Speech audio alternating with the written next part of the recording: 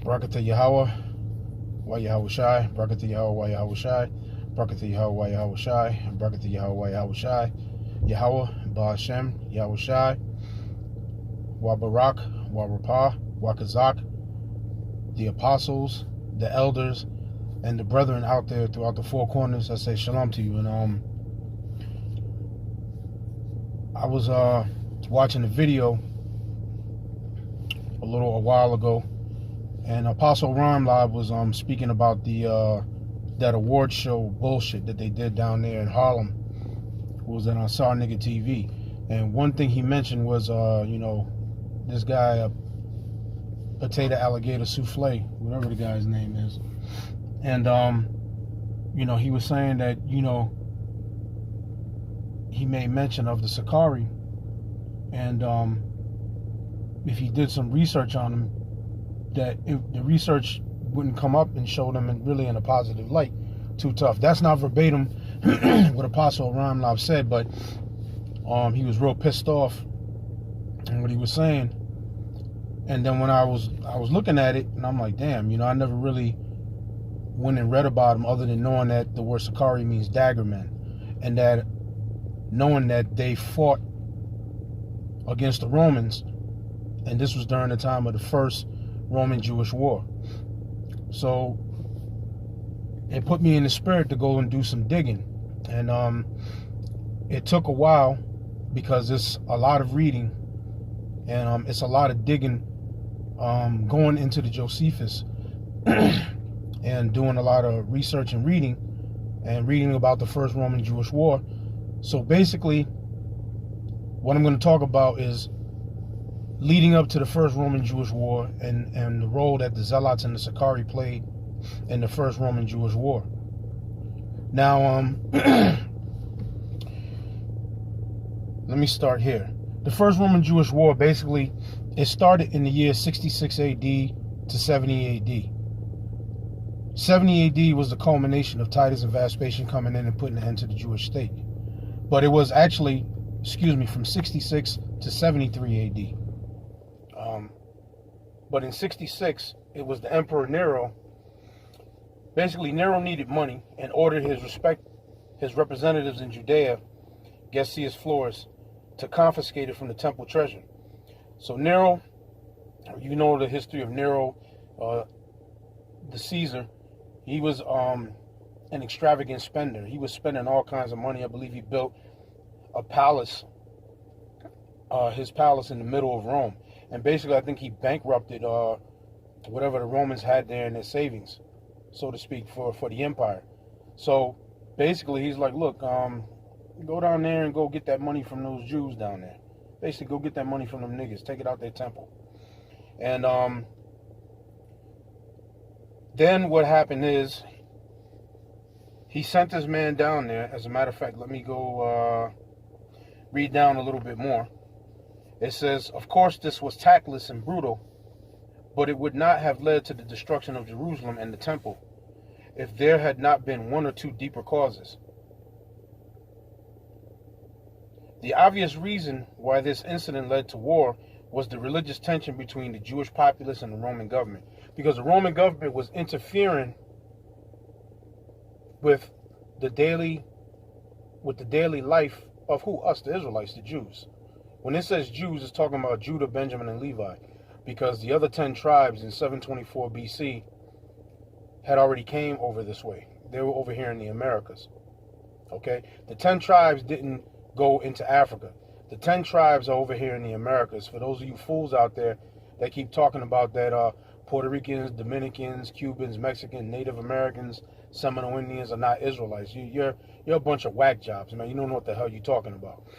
But let me read again. Of course, this was tactless and brutal, but it would not have led to the destruction of Jerusalem and the temple if it had not been one or two deeper causes. This obvious reason is the obvious reason why this incident led to war, was the religious tension between the Jewish populace and the Roman government, because they was poking their nose where it didn't belong. And on top of that, they were taxing us. It says, however, the Roman governors and the temple authorities have found practical solutions to deal with these problems. So you had the high priests, which are temple authorities, that were working with the Roman government, and anytime there was some type of an uproar and outcry, they would basically pacify the people. But it got to the point where the people couldn't be pacified.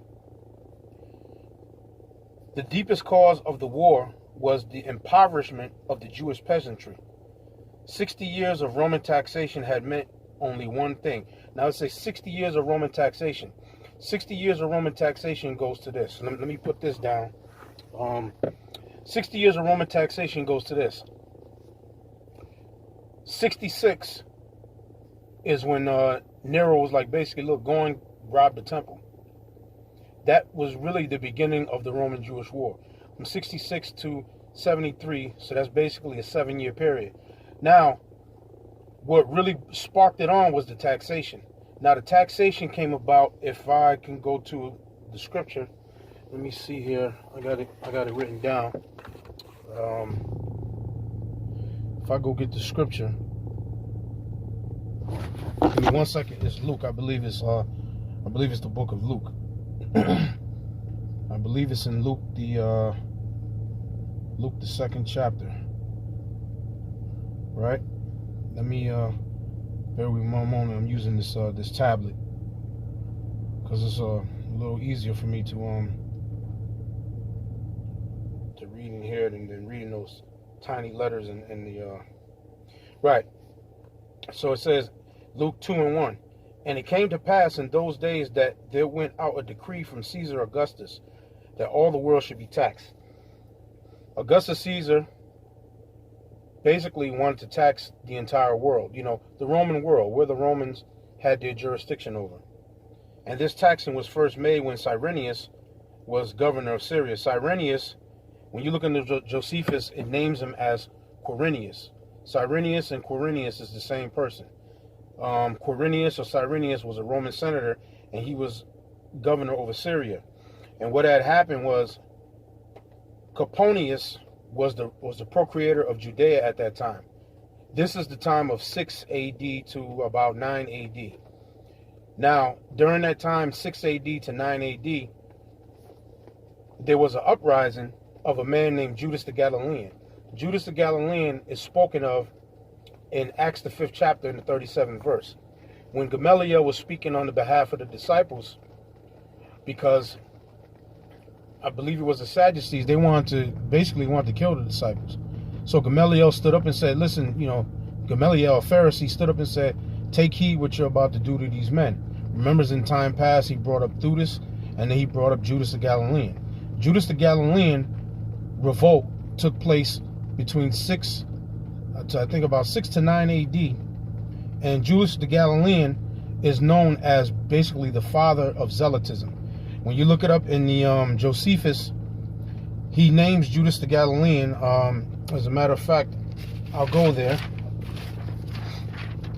Let me go there and get that Judas the Galilean, and it's in the Josephus War of the Jews. So let me go to War of the Jews, and I'm gonna come back here to Luke. Okay, it's in the Josephus War of the Jews, book 2 and chapter 8.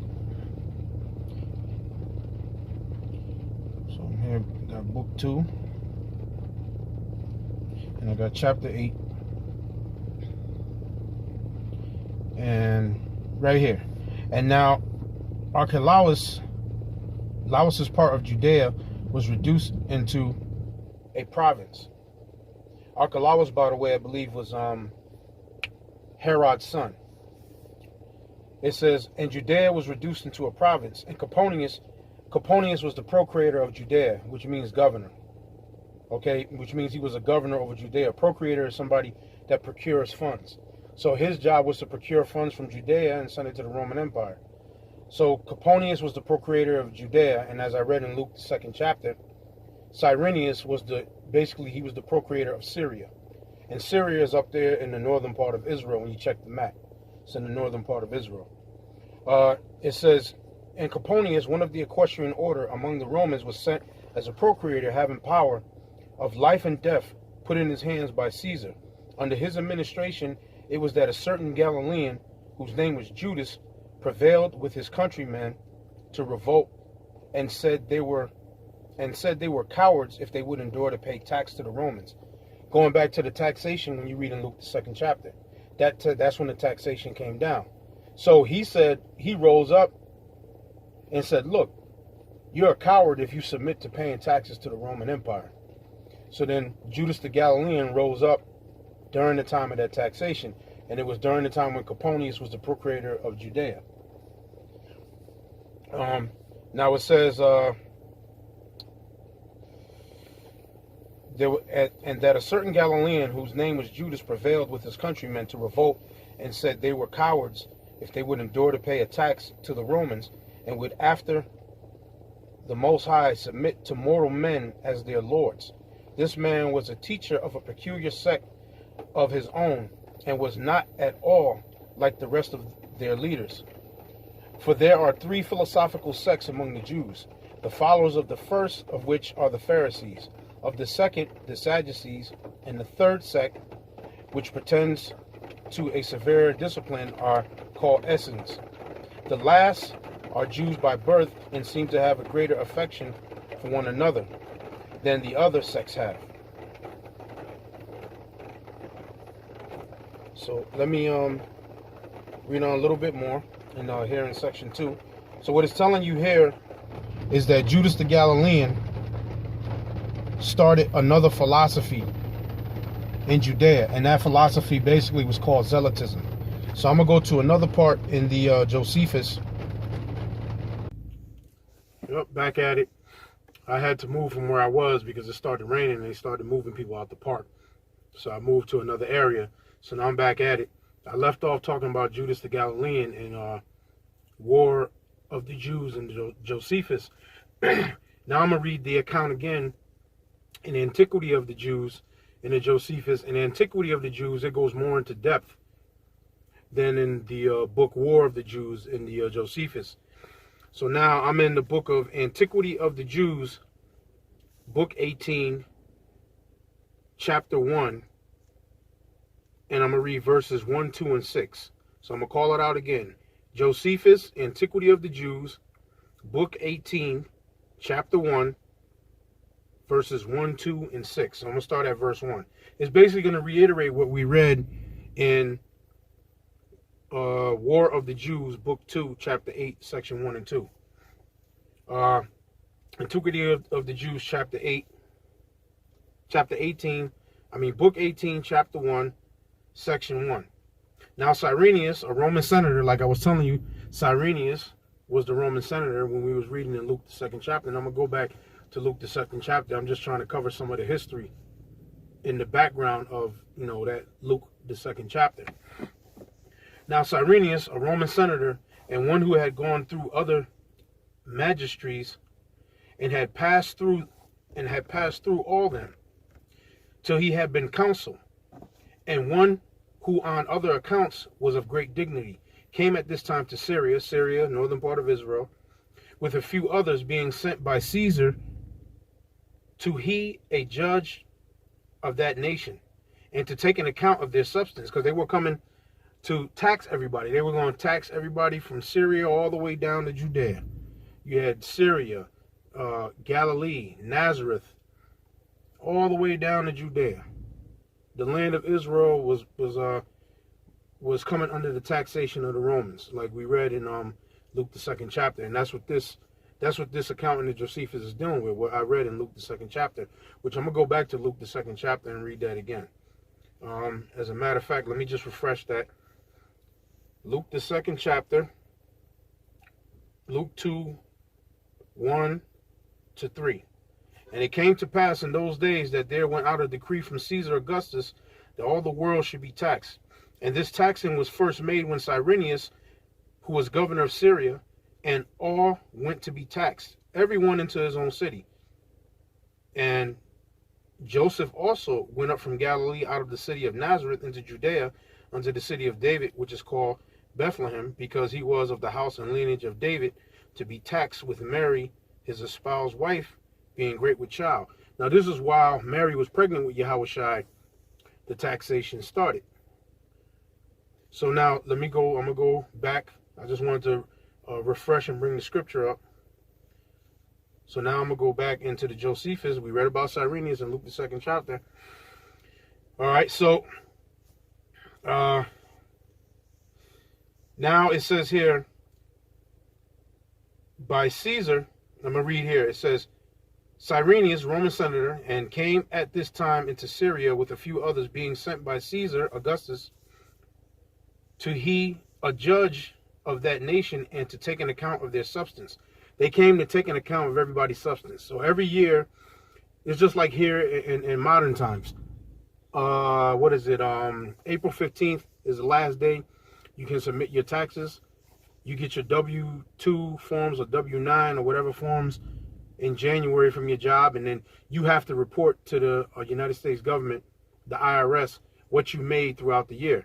Well, he was coming to take an account of everything that everybody in the land of Israel had. Every Israelite in the land of Israel, whatever they had, their land, cattle, gold, silver, grains, if you had wheat, barley, came to take an account of everything. They wanted to know how much of everything you had, and they were going to tax you according to what you had. So it's just like if you make under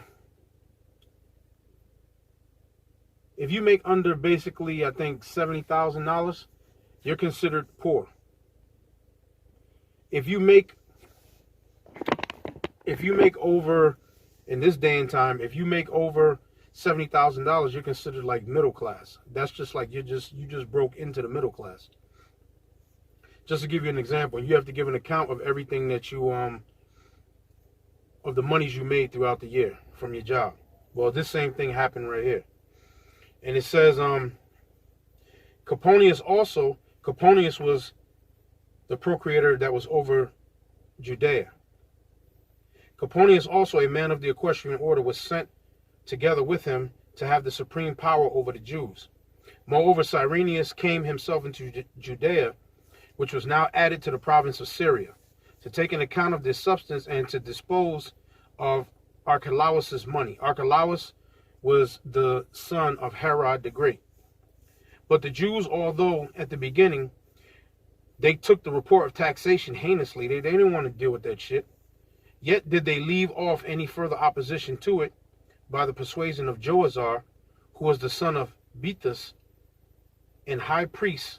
So they, being over persuaded by Joazar's words, gave an account of their estates. So the high priest and his son persuaded Israel, listen, just give an account. We got to pay these taxes to the Roman, to the Roman government. Okay, so the rest of Israel quelled down and said, all right, look, we're going to let them know basically what we made, our lands, this and that, so to speak. And it says, so they, being overpersuaded by Joazar's words, gave an account of their estates without any dispute about it. Yet was there one Judas, a Gaulonite, of the city, whose name was Gamala, who, taking with him Sadok, a Pharisee, became zealous to draw them to a revolt, who both said that this taxation was no better than an introduction to slavery, and exhorted the nation to assert their liberty, as if they could procure them happiness and security for what they possess, and an assured enjoyment of a still greater good, which was that of the hour and glory they would thereby acquire for magnanimity. They also said that the Most High would not otherwise be assisting to them, that upon their joining with one another in such counsels as might be successful and for their own advantage, and this especially if they would set about great exploits and not grow weary in executing the same, so men receive what they said with pleasure. And this bold attempt proceeded to a great height. All sorts of misfortunes also sprang from these men, and the nation was infected with this doctrine to an incredible degree. One violent war came upon us after another, and we lost our friends, which used to alleviate our pains. There were also very great robberies and murder of our principal men. This was done in pretense, indeed for the public welfare. It was supposed to be done for the public welfare. But guess what? There was a lot of Israelites that were being murdered and being killed.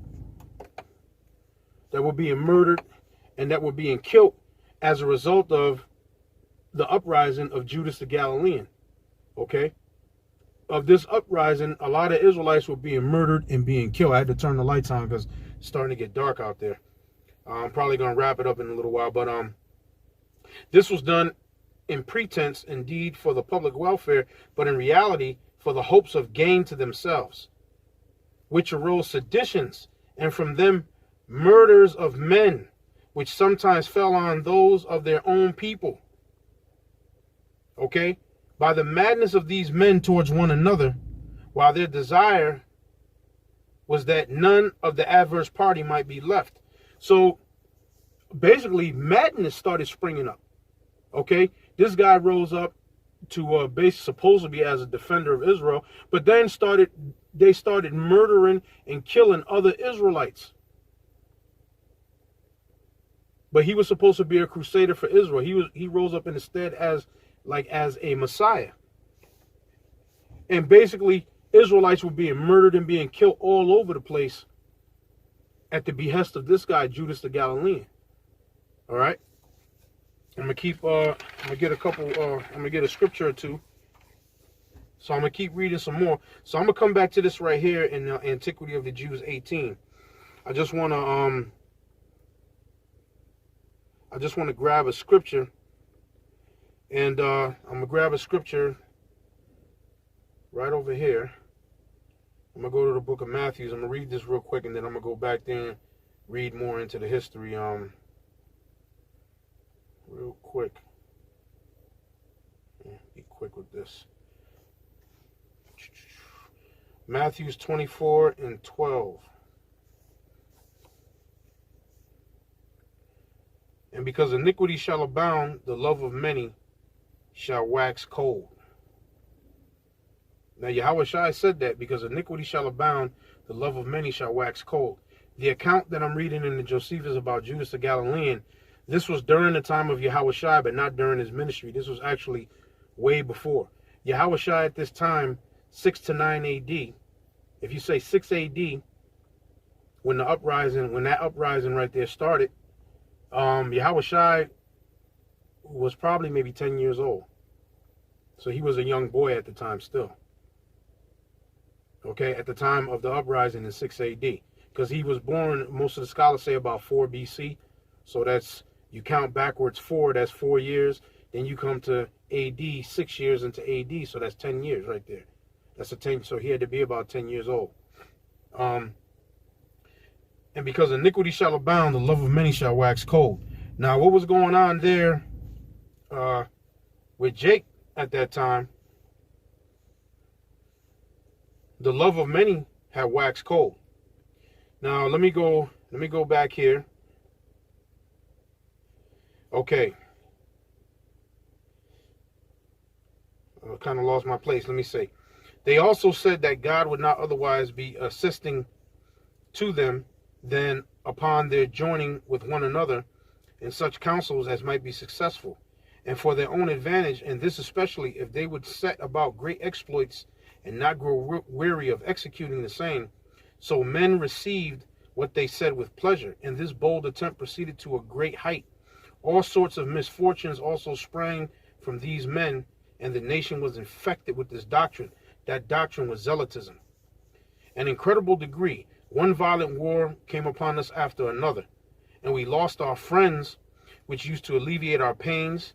There were also very great robberies and murder of our principal men. This was done in pretense indeed of the public welfare, but in reality for the hopes of gain to themselves. Whence arose seditions, and from them murders of men, which sometimes fell on those of their own people.